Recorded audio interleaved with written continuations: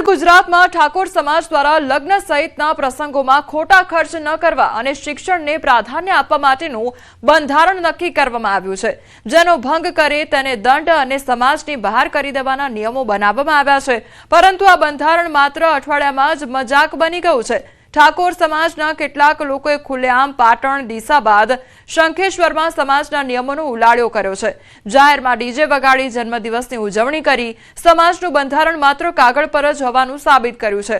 તો ઠાકોર સમાજના અભિનેતા વિક્રમ ઠાકોર ડીજેવાળાના સમર્થનમાં આવતા ઠાકોર સમાજને આગેવાને વિક્રમને માપમાં રહેવાની ચેતવણી આપી, ત્યારે હવે આ વિવાદ ક્યાં જઈને અટકે છે તે પણ જોવું રહ્યું। નકલી ઇન્કમટેક્સ અધિકારી ઝડપાયો છે। ગ્લોબલ માર્કેટના વેપારીઓને ઇન્કમટેક્સ રેડની ધમકી આપી લાખો રૂપિયા પડાવવાનો ખેલ કરતો વિજયસિંહ ચૌહાણ હવે પોલીસના સકંજામાં છે। આરોપીએ વેપારીને રેડથી બચવું હોય તો 4 લાખ આપવા પડશેની ધમકી પણ આપી હતી। જો કે વેપારીને શંકા જતા તેણે પોલીસનો સંપર્ક કર્યો હતો। પોલીસને જાણ થતાં જ ઘટના સ્થળે પહોંચી નકલી અધિકારીને રંગે હાથ ઝડપી પાડ્યો હતો। पुलिस आरोपी की धरपकड़ कर વધુ तपास हाथ धरी है। उन्होंने वराछा पुलिस को तुरंत ही जान किया कि ऐसा ऐसा है, एक इनकम टैक्स ऑफिसर यहाँ पे आया है और वो हमसे 4 लाख रुपए की जबरदस्ती से मांगनी कर रहा है।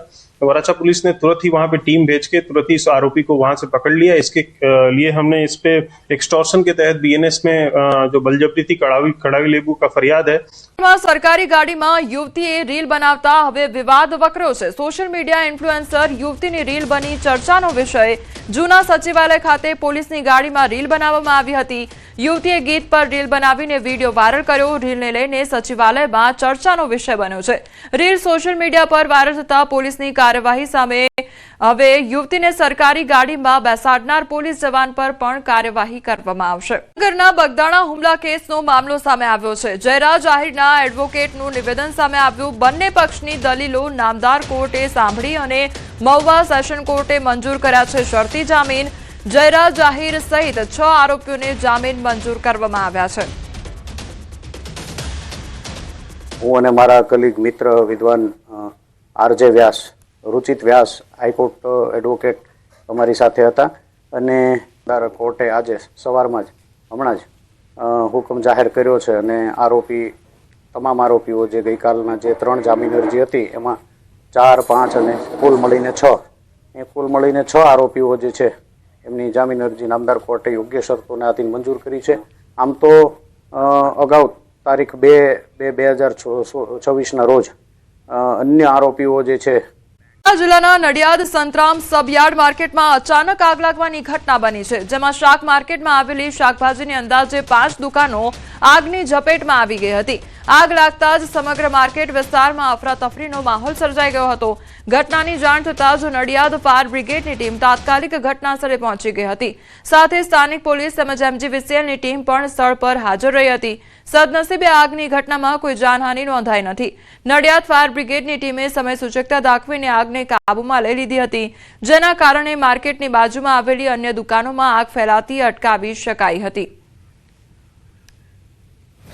कंट्रोल में जान करते साथ अमरु mini fire tender fire staff साथ घटना स्थले पहुंच्यु। घटना स्थले पहुंचता जोता आ कोथड़ा तथा अन्य सामान हतो एमां अगम्य कारणसर आग लागी हती।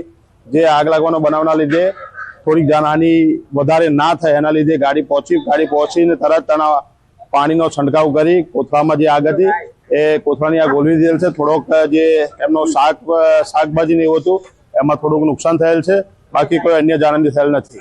सचिन विस्तारमां आवेली जयराज इंडस्ट्रीमां आग लागवानी घटना सामे आवी छे, ज्यां इंडस्ट्रीना 4था माळे आवेला यानना गोडाउनमां अचानक आग फाटी निकળી હતી। आग लागता विस्तारमां अफरातफरी मची गई હતી। ત્યારબાદ તરત જ સુરત ફાયર વિભાગને જાણ કરવામાં આવતા ફાયર ટીમ ઘટનાસ્થળે પહોંચી આવી હતી અને આગ પર કાબુ મેળવ્યો હતો। સદનસીબે આગની ઘટનામાં કોઈ જાનહાનિ સર્જાઈ નથી। જો કે ગોડાઉનમાં સંગ્રહિત યાનનો મોટો જથ્થો બળીને ખાખ થઈ ગયો છે। सी फूड विभागनी मोटी कार्यवाही हाथ धरवामां आवी छे। 3 टन काजूनो जथ्थो सीज करवामां आव्यो छे। कठवाड़ा जीआईडीसी खाते बिन आरोग्यप्रद काजूनो जथ्थो सीज करवामां आव्यो छे। 3 टन जेटलो जथ्थो स्थगित अने यूनिट सील करवामां आव्यो छे। सेकंड ग्रेडनो काजू प्रोसेसिंग माटे लाववामां आव्यो हतो अने आ जे जथ्थो छे ते सीज करवामां आव्यो छे। તો અમદાવાદનો આ મામલો સામે આવ્યો છે કે જ્યાં એમસી ફૂડ વિભાગ દ્વારા મોટી કાર્યવાહી હાથ ધરવામાં આવી છે. જે બિનઆરોગ્યપ્રદ કાજુનો જથ્થો છે તે સીઝ કરવામાં આવ્યો છે. 3 ટન કાજુનો જથ્થો જે છે તે સીઝ કરવામાં આવ્યો છે અને તે અંગે તપાસ પણ હાથ ધરવામાં આવી રહી છે. અમદાવાદમાં ક્રિકેટ પ્રેમીઓ માટે મહત્વના સમાચાર સામે આવી રહ્યા છે. નરેન્દ્ર મોદી સ્ટેડિયમમાં રમાશે વર્લ્ડ કપ T20ની 7 મેચો. મેચના દિવસોમાં મેટ્રો ટ્રેન મધ્યરાત્રિ સુધી ચાલુ રહેશે. મોડી રાત્રે 12:30 વાગ્યા સુધી સુવિધા મળશે. તો ડે નાઇટ મેચો માટે મેટ્રો તંત્ર દ્વારા મહત્વનો નિર્ણય લેવામાં આવ્યો છે. ક્રિકેટ ચાહકોને મુસાફરી માટે હવે નહીં પડે તકલીફ. તો સ્ટેડિયમથી સીધી મેટ્રો મુસાફરીનો લાભ મેળવી શકશે હજારો ચાહકો. સ્વરાજ્યની ચૂંટણી પાછળ ઠેલાઈ શકે છે. મતદાર યાદી તૈયાર ન થતા ચૂંટણી પ્રક્રિયામાં વિલંબ થશે. તો મનપા અને નગરપાલિકામાં વહીવટદાર રાજની શક્યતા સેવાઈ રહી છે. નવી મતદાર યાદી બાદ જ ચૂંટણીઓ શક્ય છે. ત્યારે બોર્ડની પરીક્ષાઓને કારણે ચૂંટણી યોજવામાં મુશ્કેલી થઈ રહી છે. તો એપ્રિલ અને મે મહિનામાં ચૂંટણીની શક્યતા સેવાઈ રહી છે. અને રોજગાર વિભાગની મોટી તૈયારી હાથ ધરવામાં આવી છે. શ્રમિકોની અકસ્માત સહાયમાં વધારો કરવામાં આવશે. બજેટ સત્રમાં અકસ્માત વીમા યોજનામાં સુધારો કરવામાં આવશે. 5 લાખનું વળતર આપવાનું આયોજન કરવામાં આવ્યું છે. વિવિધ બોર્ડની સહાયમાં સમાનતા. 18 ફેબ્રુઆરીએ બજેટ બાદ આ અંગેની જાહેરાત પણ થશે.